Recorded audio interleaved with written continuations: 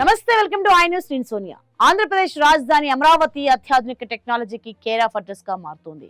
దేశంలోనే తొలిసారిగా 2 quantum computer test బెడ్లను ముఖ్యమంత్రి నారా చంద్రబాబు నాయుడు ప్రారంభించారు.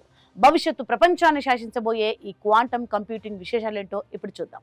ఆంధ్రప్రదేశ్ ప్రభుత్వం సైన్స్ అండ్ టెక్నాలజీ రంగంలో ఒక భారీ హిస్టరీని క్రియేట్ చేసింది.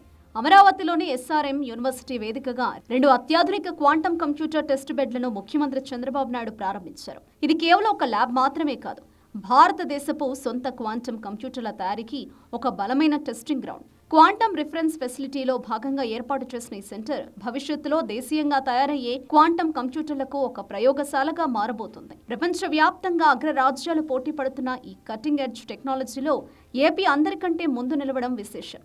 అసలు ఈ క్వాంటమ్ కంప్యూటింగ్ అంటే ఏంటి? దీని పవర్ ఎంత?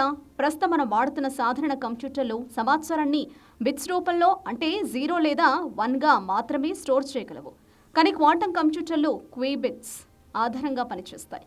వీటి స్పెషాలిటీ ఏంటంటే ఇవి ఒకే సమయంలో అటు 0 గాను ఇటు 1 గాను ఉండగలవు. దీనివల్ల సాధారణ సూపర్ కంప్యూటర్లు సైతం కొన్ని వందల ఏళ్ల పాటు చేసే అత్యంత సంక్లిష్టమైన లెక్కలను క్వాంటమ్ కంప్యూటర్లు కేవలం కొన్ని నిమిషాల్లోనే ఫినిష్ చేస్తాయి. అంటే లెక్కలేనంత వేగం, ఊహించలేనంత డేటా ప్రాసెసింగ్ ఈ కంప్యూటర్ల సొంతం.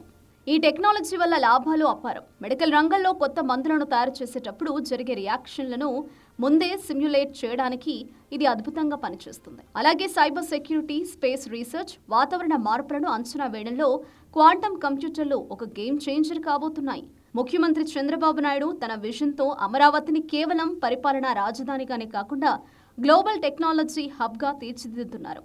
ఈ క్వాంటమ్ కంప్యూటింగ్ టెస్ట్ బెడ్స్ ద్వారా భారతదేశం ఈ గ్లోబల్ రేస్లో ముందంజలో ఉండేలా ఏపీ సర్కార్ కృషి చేస్తోంది.